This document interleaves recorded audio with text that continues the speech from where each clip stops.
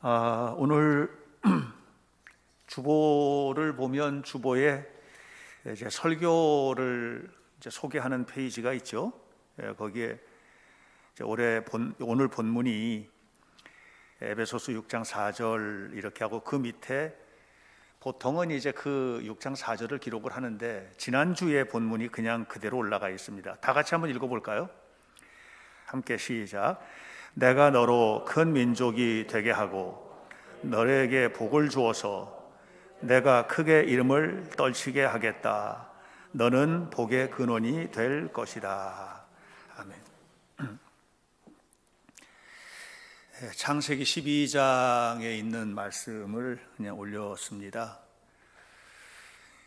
이것은 현대교회 목사로서의 저의 기대이고 희망입니다. 우리 자녀들이 모두 이렇게 되었으면 좋겠다. 하나님이 큰 민족을 이루게 하시고 복을 주시고 이름을 떨치게 하시고 복의 근원이 되는, 지난주에 우리가 함께 복이 되는 세상을 한번 좀 만들었으면 좋겠다 하는 그런 말씀을 나눴는데요. 저는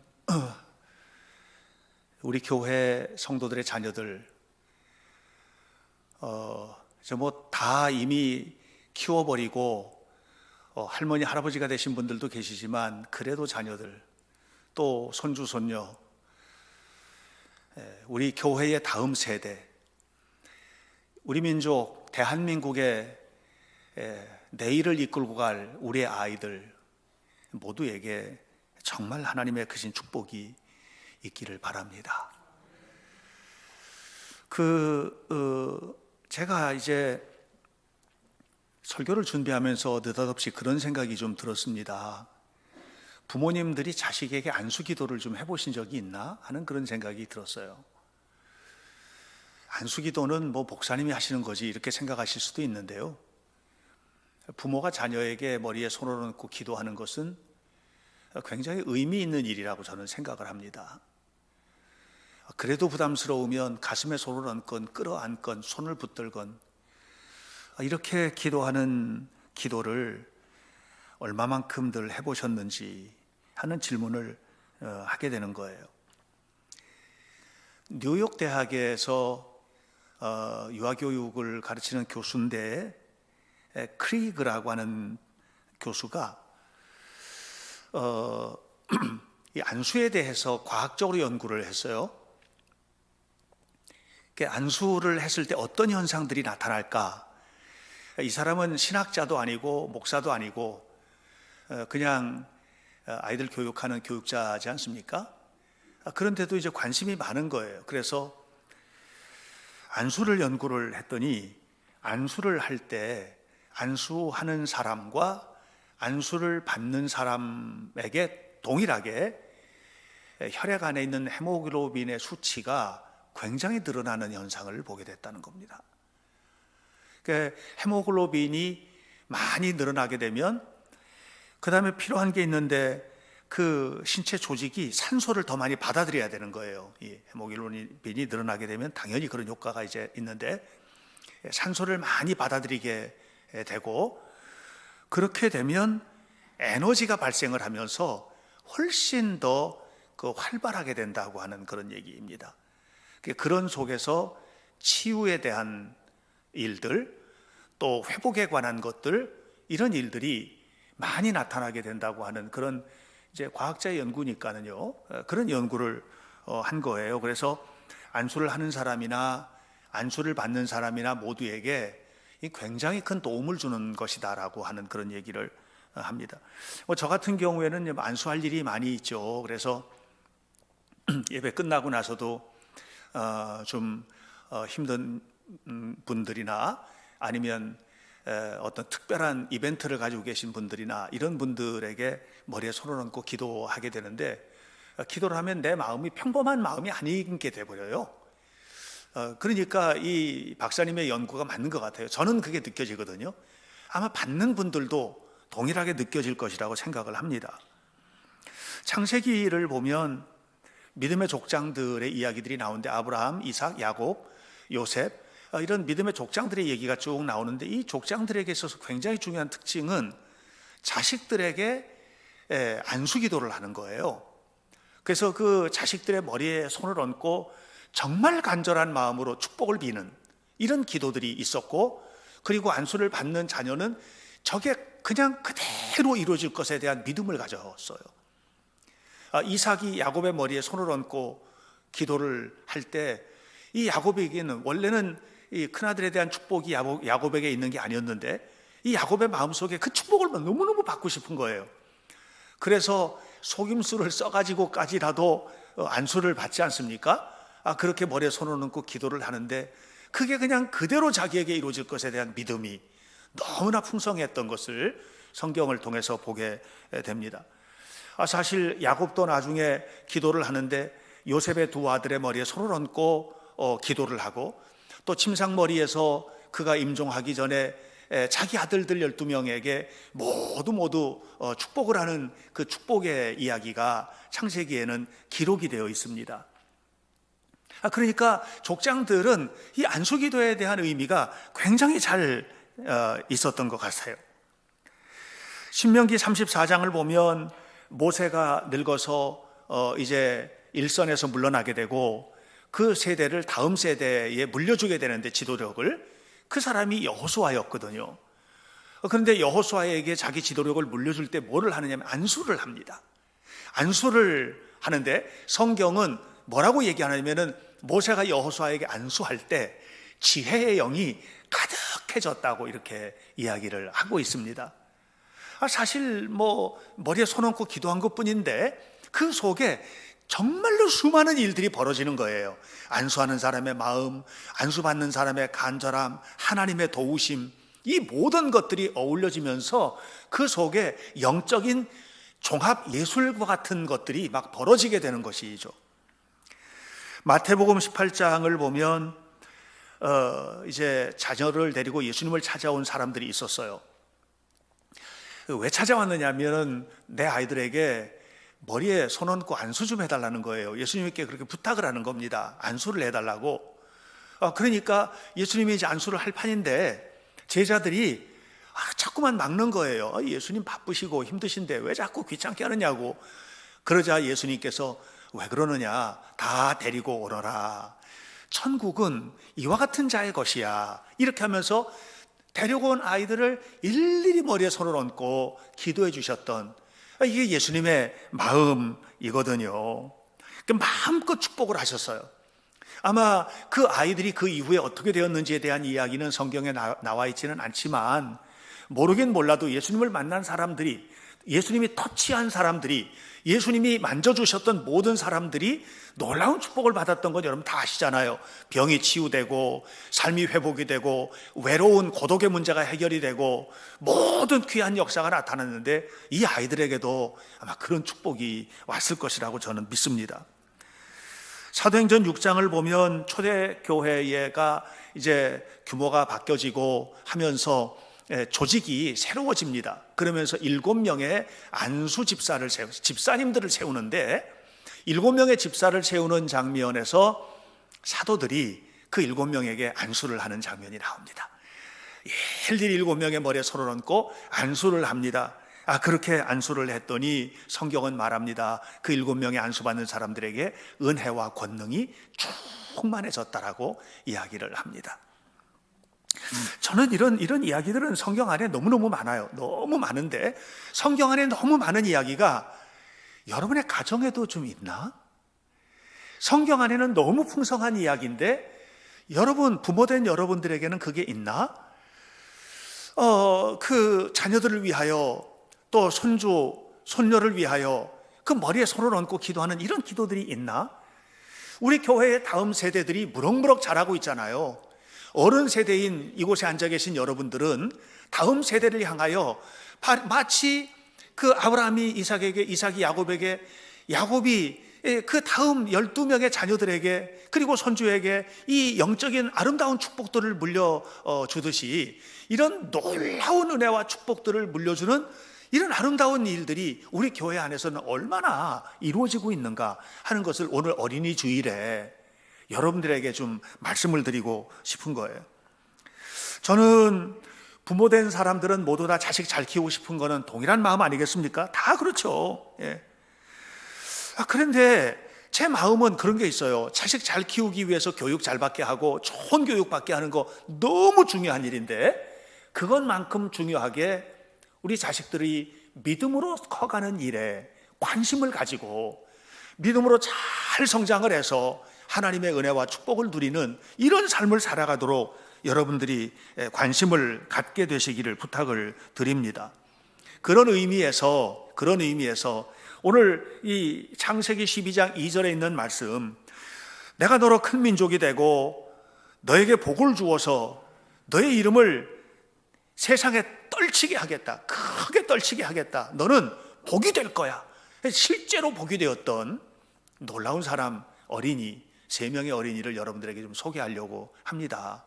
그래서 이 3명의 어린이처럼 우리 아이들도 잘 자라서 이름을 떨치고 복이 되는 은혜가 있기를 간절히 바랍니다. 첫 번째 어린이는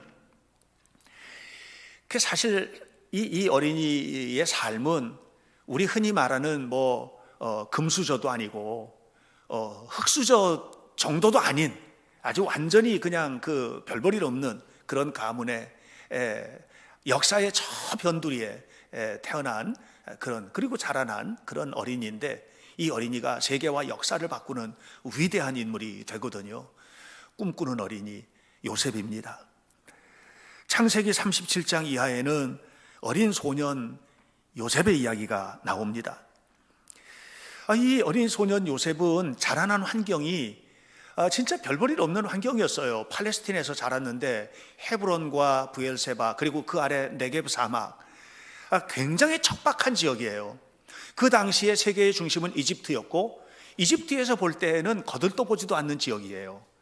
또 팔레스틴 그 땅만 놓고 볼 때도 역사상 가장 오래된 고대 도시가 여리고에 있지 않습니까? 여리고에서도 볼 때 저 밑에 별볼일 없는 도시고, 또 팔레스타인 저 북쪽으로 올라가면 굉장히 풍성한 정말 너무너무 기름진 땅들이 있는데 정말 아름답거든요. 근데 거기에서 볼 때에도 이 헤브론 땅, 브엘세바 이 지역은 별 볼 일 없는 지역이에요. 그런 지역에서 살았어요. 그러니까 변두리 사람이에요. 깡촌이죠. 그런데다가 그의 아버지가 유명한 사람도 아니고, 또 이 집안이 복잡해. 이 집안이 얼마나 복잡하냐 하면 엄마가 4명이에요. 그리고 그 사이에서 배다른 형제들이 12명이 태어난 거예요. 그 당시에는 일부 다처가 일반적인 시대라고 하지만, 그래도 어쨌든 간에 4명의 엄마와 그 다음에 배다른 12명의 형제들과, 저는 이 속에서 가정도 매우 복잡하고요. 성경을 실제로 자세히 읽어보면 그 성경 안에 그 속에 있었던 갈등 요소들이 그냥 읽으면 잘 모르는데, 자세히 성경을 읽어보면 이 형제들 사이에서도, 엄마에 따라서 형제들 사이에서도 굉장히 심각한 갈등들이 있었고, 서로 다툼이 있었고, 반목이 있었고 하는 그런 이야기들이 이제 나옵니다. 이런 집안의 사람, 그런데 꿈을 꿨어요. 무슨 꿈을 꿨냐? 모든 형제들이 나한테 절할 거다. 어느 날 꿈을 꿨는데, 벼를 이렇게 농사 추수를 하는데 내 볕단이 딱 섰는데 11볕단이 나한테 절을 하는 그 꿈을 꾼 거예요. 그리고 난 다음에 그것뿐만 아니다, 해도 달도 나에게 절할 거다. 또 꿈을 꿨는데 별 하나가 반짝반짝 빛나는데 해와 달과 11별이 이 반짝 빛나는 별에게 절을 하는 이런 꿈을 꾼 거예요. 이런 꿈을 꿀 수 있는 처지가 아니거든요. 그런데 그런 꿈을 꿨어요. 그리고 그 꿈을 이루게 됩니다. 사실 요셉이 이 꿈을 꾸고 난 후에 포기할 수 있는 수많은 조건들이 있었습니다. 여러분 잘 아시다시피 형들에게 미움을 받아서 애굽으로 팔려가게 되지 않습니까? 이집트로. 이집트에 팔려가서 거기서 노예 생활을 합니다. 노예 생활을 하다가 좀 살만하니까 이번에는 억울하게 누명을 쓰고 왕들의 죄수들이 갇히는 감옥에 갇히게 되지 않습니까? 이런 일들이 벌어지게 되고, 하여튼 그 안에 있었던 일들은 정말로 이 꿈을 이루려고 하는 쪽이 아니라 꿈이 안 되는 쪽으로 훨씬 더 가능성이 높은, 그러니까 꿈을 포기할 수밖에 없는 조건들이 너무나 많았는데, 그런데 그 꿈을 포기하지 않았습니다. 그리고 마침내 그는 애굽의 최고 권력자가 됩니다. 애굽의 왕 바로 밑에 2인자 총리가 되었습니다. 사랑하는 여러분, 우리가 우리 자녀들이 어린 시절서부터 꿈을 꾸는 일은 매우 중요한 일이라고 생각합니다. 어떤 꿈을 꾸고 사느냐에 따라서 보는 게 달라지고 생각하는 게 달라지기 때문에, 그래서 여러분, 우리의 자녀들이 꿈꾸는 자녀들로 키워야만 합니다. 여러분, 영국의 이 동화 이야기 중에서 이런 얘기 있잖아요. 시골 고양이가 이제 서울에 초청을 받아가지고 초대를 받아서 런던, 서울이죠. 영국의 서울입니다. 런던에 가서 구경을 하고 돌아온 그 이야기. 런던에 가서 초대를 받고 가가지고 맛있는 음식도 먹고 많은 것을 보고 돌아오니까, 그러니까 이제 동네 고양이들이 다 모여가지고 뭘 봤느냐고 얘기를 하는 거예요. 뭘 봤느냐고. 그랬더니 공회당에 모였겠지, 그죠? 모여가지고서는 이제 얘기를 합니다. 본 거를. 뭘 봤냐? 그랬더니, 이야, 런던 가니까 여기하고는 상대가 될 수 없을 만큼 쥐들이 많더라. 쥐들이 많더라. 그리고 또 뭘 봤냐? 그랬더니, 글쎄, 여왕의 의자 밑에도 쥐들이 있더라. 대단하더라. 그러니까 그냥 열광을 하는 거예요. 그렇게 많더냐 거기가 말이죠.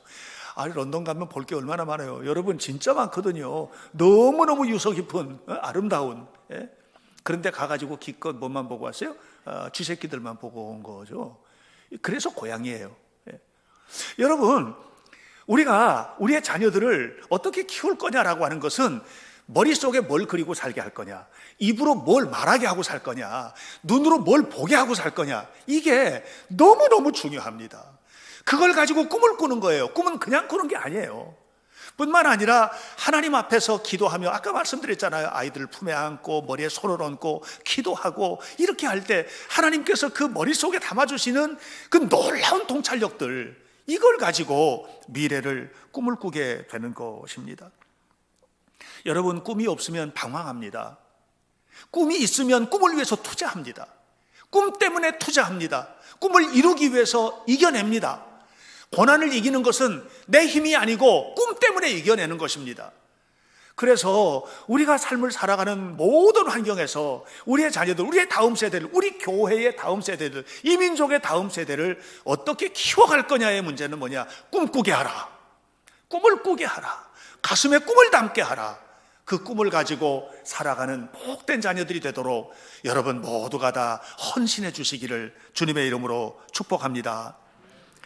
두 번째 어린이는 진짜 별 볼 일 없는 친구인데 대단한 일을 했어요. 이 친구는, 이 어린이는 난 미래에 뭐가 돼야 되겠다, 요셉처럼 해와 달과 11별이 나한테 절하는 사람이 될 거야, 이런 꿈을 꾼 적도 없는 거예요. 그런데 이 친구, 이 어린이의 마음속에는 늘 한 가지가 있어요. 그건 뭐냐면 하나님이 기뻐하시게 살아야지. 이게 이 마음속에 항상 담겨 있는 거예요. 하나님이 기뻐하시게 살아야지. 무슨 일을 하든지 하나님이 기뻐하시는 일을 해야지. 하나님께서 원하시는 일을 할 거야. 하나님이 원치 않는 일, 하나님이 기뻐하시는 일은 안 할 거야. 이게 이제 믿음인데, 믿음으로 살았던 어린이입니다. 다윗입니다. 다윗이 살았던 시대는 복잡했습니다. 사실 사울이 왕이 되었는데 이스라엘 전체가 다 하나의 왕국 아래 모여 있었던 것도 아니고, 그 안에는 여러 부족들이 부족 국가를 가지고 각축전을 벌이고 있었던 그런 시대입니다. 또 사울도 왕권을 완전히 확립하지를 못했던 그런 시대입니다. 그 안에서 여러 가지 일들이 있었는데, 여러분 이제 성경을 조금 아시는 분들은 사사기의 연장이라고 보시면 됩니다. 사사기로부터 쭉 이어오는 이야기들이 지금 사울 시대까지 이렇게 온 겁니다. 그러니까 주변에 있는 수많은 부족들과 싸우게 되고, 싸우면서 좌절하기도 하고 또 정복하기도 하고 하면서 이런 일들이 벌어졌는데, 그 중에 제일 복잡하고 골치 아픈 부족이 뭐냐면 블레셋 족속이에요. 이 블레셋 족속들은 아주 강력한 군사력을 가지고 주변에 있는 것들을 이렇게 장악을 했는데, 이 블레셋이라는 말에서 오늘날 팔레스타인이라는 말이 연결이 되는데요. 바로 이 팔레스타인 족속들, 블레셋 족속들이 이스라엘을 공격을 하고 둘 사이에서 전쟁이 벌어지게 됐습니다. 이렇게 전쟁이 벌어졌는데 이 다윗의 집안에서도 이제 장성한 아이들이 있으니까 군대에 나가게 된 거예요. 다윗의 아버지 이새가 다윗에게 말합니다. 형들에게 좀 먹을 것 좀 갖다 주고 와라. 그때는 뭐 지금처럼 군대 식량이 넉넉하고 이런 시대가 아니어서 그냥 갖다 주고 오라 해서 이제 도시락들고 간 거예요. 갔는데 보니까 블레셋에 엄청난 장군이 하나 있는데 이 골리앗이라는 녀석이 서가지고 하나님을 욕하고 하나님의 나라의 왕을 욕하고 사실은 하나님의 군대를 욕하고 이렇게 하는데 이스라엘 백성들은 사울 왕부터 모두가 다 벌벌 떨고 정말로 아무것도 아닌 그런 신세로 되어 있는 것을 보게 됩니다. 이스라엘 군사들은 두려워서 싸울 용기조차도 못 내고 있는 거예요. 그걸 가만히 보더니 다윗이 골리앗이 소리치는 걸 들었거든요. 하나님을 욕하는 소리를.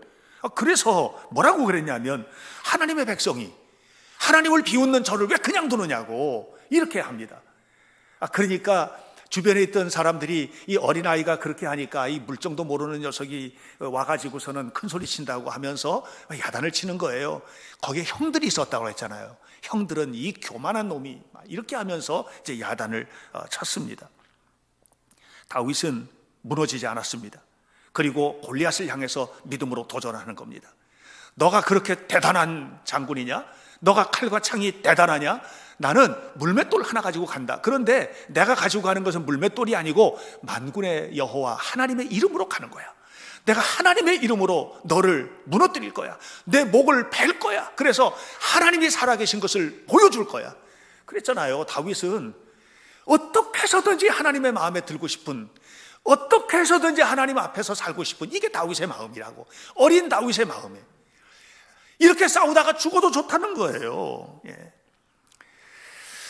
여러분, 오늘 우리가 우리 자녀들을 키울 때 우리 아이들의 입에서 하나님의 이름이 자꾸만 고백되는 아이들로 키워야 되는데 그게 아닌 시대를 우리가 살고 있는 것 같아요. 사실 하나님의 이름으로 승리하는 것이 아니라 지금은 그런 시대가 아닌 명문대학교의 이름으로 승리하고 통장의 잔고의 이름으로 승리하고 아파트 평수의 이름으로 승리하고 세상의 모든 물질적인 것들, 이런 것들을 이제 늘 보면서 아버지가 걱정하는 거, 어머니가 걱정하는 게 얼마나 하나님을 잘 믿을 것인지, 어떻게 예수님을 잘 믿을 것인지, 이런 고민을 하는 것이 아니라 세상 것만 하니까 아이들의 마음에도 그것이 그냥 마치 이슬비에 속옷까지 젖듯이 다 적셔져서 아이들의 마음에도 어떻게 하나님 앞에 살 것이냐의 문제가 아니라 우리 아이들의 마음에 어떻게 세상에서 성공할 것인지에 대한 것만 가득 차버린 이런 세상을 살고 있는 것은 아닌지 모르겠어요. 사랑하는 여러분, 저는 우리 현대교회 자녀들이 예수님 마음에 들게, 하나님 마음에 들게끔 살아가는 것, 이것이 너무나 중요하다는 것을 어려서부터 배워서 살기를 바랍니다. 이렇게 살아가면 하나님이 함께 하시고 하나님이 역사하시고 하나님이 축복해 주실 거예요. 그래서 우리의 자녀들 품에 안고 머리에 손을 얹고 기도할 때 이 아이의 마음속에 하나님이 살아계시게 하시고 하나님이 기뻐하시는 자녀가 되게 하시고 이 아이가 하나님 앞에서 정직하게 진실하게 그렇게 살아서 하나님의 복을 받는 자녀가 되게 해달라고 뜨겁게 기도할 때 다윗은 왕이 되는 꿈을 꾼 사람이 아니에요. 그런데 하나님은 그를 이스라엘의 왕으로 세우셨어요. 왜? 얘가 서야 나라가 설 것 같은 거예요. 이 녀석이 서면 나라가 세워질 것 같은 거예요. 하나님께서 세우셨어요. 하나님께서 이끌어 주셨어요.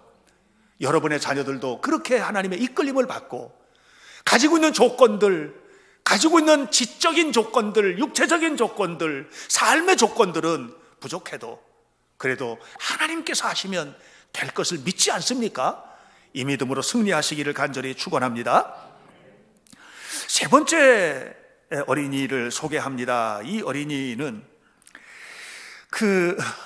너무 진리에 목말랐던, 간절한 마음으로 하나님의 말씀을 배우기를 원했던 이런 어린이입니다. 이 어린이는 예수님입니다. 어린 시절의 예수님에 관한 이야기는 성경에 많이 나와 있지 않습니다.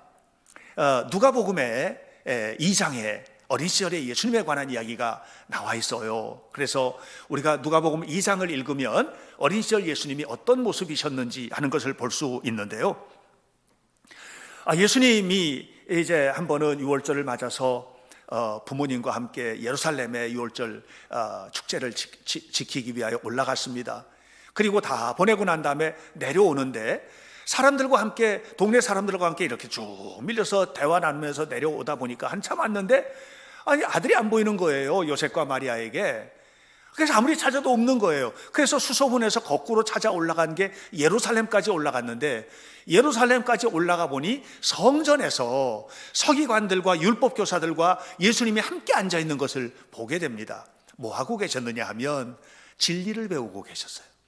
진리에 대해서 말하고 또 대답하고 예수님 말씀하시고 하면서 이 하나님의 말씀에 대한 토론을 그냥 정말 열정적으로 이 12살짜리 어린아이가 그렇게 하고 있었던 것을 보게 됩니다.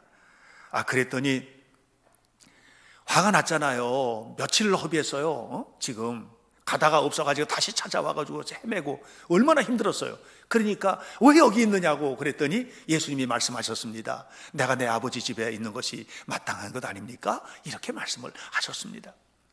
저는 예수님은 진리세요. 진리를 배울 필요가 없어요. 예수님은 진리세요. 요한복음 1장에 보면 태초에 말씀이 있었습니다 이렇게 말하고 있고, 그리고 나서 14절에 그 말씀이 육신이 되어 이 땅에 오셨습니다. 그분이 예수님입니다 이렇게 말씀을 하셨습니다. 그러니까 예수님은 말씀이신 분이고 예수님은 진리세요. 그 자체가 진리세요. 그래서 본인 스스로가 뭐라고 그랬냐면 나는 길이요 진리요 생명이다 이렇게 말씀을 하신 분이 바로 예수님이세요. 그럼에도 불구하고 그가 누가복음 2장에서 12살 어린이로서 성전에서 진리를 토론하는 이런 모습을 보인 것은 오늘 우리들에게 모델을 보여주는 것이라고 저는 생각합니다. 여러분, 우리 아이들이 교회학교를 찾고 그곳에서 선생님과 함께 진리를 토론하고 하나님의 말씀을 배우고, 청소년들이 예배당에 와가지고 함께 예배를 드리고 말씀을 배우면서 그 속에서 진리를 탐구하고, 여러분, 진리를 알아야 진리를 따라 살지 않습니까? 진리를 탐구하는 어린이, 우리의 자녀들이 진리를 탐구하는 어린이이기를 바라요. 여러분의 자녀들에게 제가 유아 세례를 받으면 성경책을 선물로 주잖아요. 성경책 선물로 주면서 항상 하는 얘기가 있어요. 아이가 잠자기 전에 항상 읽어주십시오 이렇게. 그거 왜 그렇게 하느냐 하면 진리가 가슴속에 스며들어야 돼요. 그렇게 해서 진리 안에서 살아가는 삶을 살아야 되는 것입니다. 오늘 우리 주변에도 보면은 특별한 사람들이 많거든요. 예를 들어서 어떤 사람은 나라를 위해서 목숨을 바친 사람, 어떤 사람은 뭐 과학의 발전을 위해서 온 몸과 마음을 희생한 사람. 제가 우리 교회 청소년들 데리고 프랑스 파리를 가면 판테온을 들어가는데 그 판테온 안에 들어가면 퀴리 부부를 비롯해서 정말 대단한 사람들 나오거든요. 마리 퀴리 같은 사람은 노벨상을 여러 개 받았잖아요. 그런데 이 마리 퀴리가 뭐예요? 그 라듐 원소를 발견하고 인류에 공헌하기 위해서 얼마나 애를 썼는지 마지막 죽기 전에 뭐라고 그랬습니까? 죽기 전에 이렇게 말했습니다. 하나님 감사합니다. 이제 나로 하여금 쉬게 하시니, 이제 나로 하여금 안식하게 하시니 감사합니다. 이렇게 하면서 숨을 거두지 않았습니까? 이게 무슨 말입니까? 자기의 온 삶을 과학 발전을 위해서, 역사 발전을 위해서, 인류를 위해서 기여한 거예요. 여러분, 어떤 사람은 예술가로서 예술을 위해서 헌신하고, 어떤 사람은 또 가정을 아름답게 세우는 일을 위해서 그냥 자기 가정뿐만 아니라 모든 삶을 세우기 위하여 애쓰기도 하고. 이게 무슨 얘기입니까? 이 진리이신 주님의 말씀을 따라 살아가는 거예요, 그게. 그래서 역사의 발전을 위해서 일했던 위대한 인물들의 배후를 캐들어가 보면 거의 대부분이 누구냐? 하나님을 믿는 사람들이에요. 노벨상 수상자의 70%가 하나님을 믿는 사람, 유대인 포함해서. 여러분, 이게 무슨 얘기냐 하면 우리가 아이들이 진리를 배우는 일을 위해서, 진리를 탐구하고 하나님의 말씀을 깨달아가는 일을 위해서 최선을 다해야 된다는 거예요. 예수님은 어린 시절부터 그렇게 했어요. 그리고 진리를 위해서 목숨을 내놓으시고 마지막에 십자가에서 죽으실 때 다 이루었다고 하지 않습니까? 하나님의 뜻을 다 이루었다.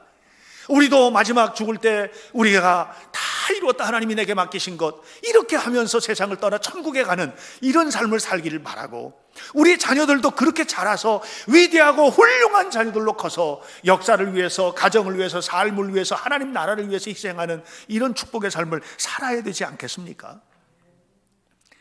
얼마 전에 아프리카 선교사 한 분을 만났습니다.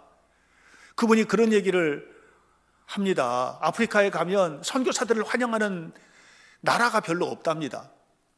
핍박을 많이 받는 거예요. 마음껏 활동을 하기가 어려워요. 왜냐하면 무슬림 국가도 많고 다른 어떤 것도 많지만 특별히 정치 지도자들이 이 사람들이 열심히 활동해가지고 사람들이 교육받고 뭐 해가지고 이렇게 자꾸만 일어서 세워지는 것을 싫어한대요. 그래서 어려움을 많이 겪는다고 합니다. 근데 이렇게 어려움을 많이 겪고 힘든 일을 겪은데도 이 선교사님이 무슨 얘기를 하느냐면 이런 얘기를 하는 거예요. 그래도 거길 지켜야 된다는 거예요.